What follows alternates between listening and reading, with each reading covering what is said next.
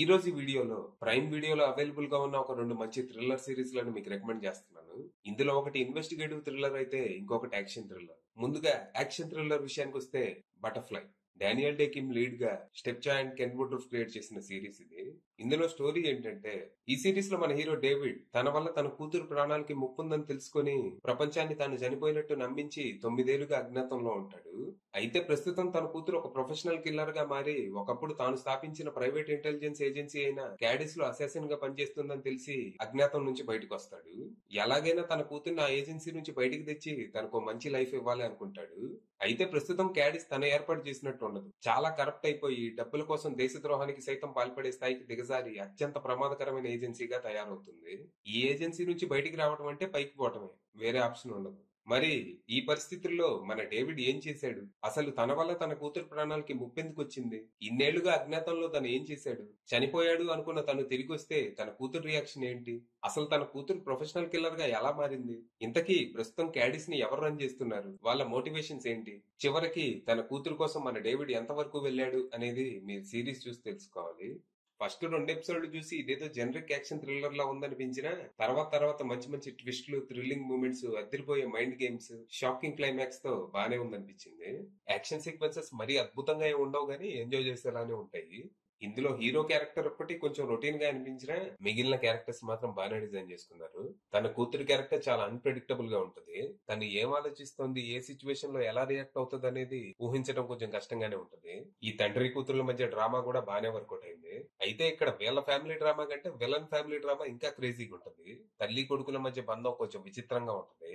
ఇందులో విలన్ చాలా రూత్లెస్ గా ఉంటది. ఇది కుక్క సాగు సావాలని మనల్ని సిరీస్ అంతా ఎదురు చూసేలా చేసి లాస్ట్ లో తన మీద కూడా లైట్ గా సింపతి క్రియేట్ అయ్యేలా చేస్తారు, which is real unexpected. Visual గా కూడా ఈ సిరీస్ ఫీస్ట్ అనేలా ఉంటది. సౌత్ కొరియాని చాలా అందంగా చూపించారు. ఇందులో జస్ట్ 6 ఎపిసోడ్స్ ఉంటాయి. నేనైతే మధ్యాహ్నం మొదలుపెట్టి సాయంత్రానికి ఫినిష్ చేసేసా. ఇది ఇంగ్లీష్ కొరియన్ మిక్స్ ఉంటది, సో సబ్ టైటిల్స్ అవసరం పడుతుంది. ఇక ఇన్వెస్టిగేటివ్ థ్రిల్లర్ విషయానికి వస్తే బ్యాలెడ్. మ్యాగీ క్యూ లీడ్ గా మైకెల్ అలైమో, కెండల్ షెర్వుడ్ క్రియేట్ చేసిన సిరీస్ ఇది. ఈ సిరీస్ లో స్టోరీ ఏంటంటే, ఇందులో మన హీరోయిన్ బ్యాలెడ్ ఎల్ఏపీడీలో తనకి జరిగిన అన్యాయాన్ని ప్రశ్నించిందని హోమిసైడ్ లో డిటెక్టివ్ గా ఉన్న తనని తీసుకెళ్లి కోల్డ్ కేసు యూనిట్ లో పడేస్తారు. ఇది ఒక హెవీలీ అండర్ ఫండెడ్ యూనిట్. ఇందులో పనిచేసే వాళ్ళంతా వాలంటీర్లే, రిటైర్డ్ ఆఫీసర్లు, కాలేజ్ స్టూడెంట్స్ ఇలా. అయితే తన తెలివి, డిటర్మినేషన్ తో ఉన్న రిసోర్సెస్ అండ్ టీమ్ తోనే ఏళ్లుగా సాల్వ్ అవ్వని కోల్డ్ కేసులని ఒక్కొక్కటిగా సాల్వ్ చేయడం మొదలు పెడుతుంది. ఈ ప్రాసెస్ లో ఒక 2 కేసులు తనతో పాటు తన టీం జీవితాల్ని మలుపు తిప్పుతాయి. తను సాల్వ్ చేసిన ఈ కేసుల వల్ల entire Los Angeles police department shake అయిపోద్ది. మరి అంతలా ఈ కేసుల్లో ఏముందనేది మీరు సిరీస్ చూసే తెలుసుకోవాలి. ఇందులో ఇన్వెస్టిగేషన్ ప్రాసెస్ అంతా చాలా డీటెయిల్డ్ గా, క్లవర్ గా ఉంటది. ఏళ్లుగా సాల్వ్ అవ్వని కేసులని మన మెయిన్ క్యారెక్టర్ కొంతమంది వాలంటీర్స్ తో కలిసి సాల్వ్ చేస్తుంది అని మనం నమ్మాలంటే రైటింగ్ ఎంత బలంగా ఉండాలి. ఈ టీం సాల్వ్ చేసే ఏ కేసు ఈజీగా ఉండదు. ప్రతి కేసుని చాలా డీప్ గా ఎక్స్ప్లోర్ చేస్తారు. ఇందులో జస్ట్ థ్రిల్లింగ్ ఇన్వెస్టిగేషనే కాదు, వర్క్ ప్లేస్ లో ఉమెన్ ఫేస్ చేసే ఇష్యూస్ ని కూడా చర్చిస్తారు. ఇప్పటికీ చాలా చోట్ల ఆడవాళ్ళని సెకండ్ క్లాస్ సిటిజన్స్ లాగే ట్రీట్ చేస్తూ ఉంటారు. They need to prove them cells on daily basis. చూడటానికి ఫ్రస్ట్రేటింగ్ గా అనిపించింది, ఇంకా అనుభవించే వాళ్ళ పరిస్థితి ఏందో మరి. ఇందులో మొత్తం 10 ఎపిసోడ్స్ ఉంటాయి. ప్రతి ఎపిసోడ్ చాలా థ్రిల్లింగ్ గా మంచి మంచి ట్విస్ట్లతో నెక్స్ట్ ఏం జరుగుతుంది అనేలా సాగుతాయి. సిరీస్ మొదలు పెడితే ఆపేది ఉండదు. అయితే ఎండింగ్ మాత్రం కొంచెం నిరాశపరిచింది.